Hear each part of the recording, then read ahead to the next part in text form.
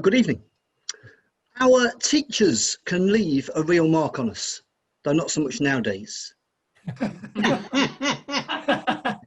One of the teachers that had a big impact on my primary school years was my old school principal, a man by the name of Mr. Brown, a kindly man with moon-faced features and dark wavy hair of the type that seemed somehow inappropriate for a man of his profession and years. I loved Mr. Brown, and every week I would invite him for Sunday dinner, but he never came. It was hard to get my head around. Another teacher that I dearly loved was called Mr. Butler, a very short man. To be honest, the beard was the only way that we could distinguish him from the other children.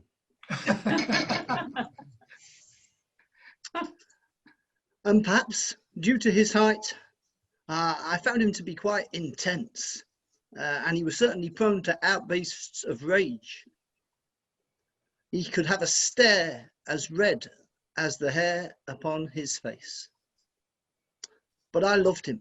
To me, he was like a cross between Yoda and Obi-Wan Kenobi. Partly in the sense that he was short and had a beard, but also partly in the sense that I really felt he believed in me. He encouraged me. He was like a mentor to me. He had that kind of Yoda, Obi-Wan Kenobi, Richard York vibe going on. And so one of his first assignments for me that he gave me was to write and read reports of our very effective, committed, determined and talented school football team's weekly match reports. This I did with great relish. It was also Mr. Butler who was manager of the school football team.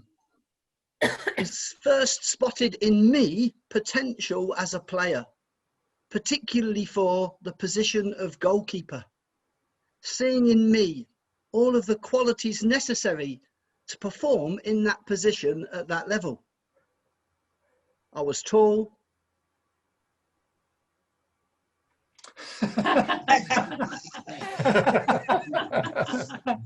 And I was not very good on pitch. But I did have height, agility, a casual attitude towards personal safety. And these were qualities that Mr. Butler saw in me and encouraged. So what I would like to do tonight is to pay tribute to him, even though he's still alive. And the way that I would like to do that is in the form of a poem. And this poem is called Mr. Butler. A fiery glare, a ginger beard, a school team there that others feared. Through chalk and ball, carrot, stick, you taught us all to be less thick. Out in the fields and on the board, I learned work yields its own reward. Not slow to wrath, but quick to praise, supportive of our oddball ways. Though short of range, not hair or heart, on that key stage you played your part. Some men bigger, you were more, a towering figure, 5'4". I looked up to that tiny dude, Mr. Butler, highly viewed. I looked up to that tiny chap. To Mr. Butler, I doff my cap. Oh.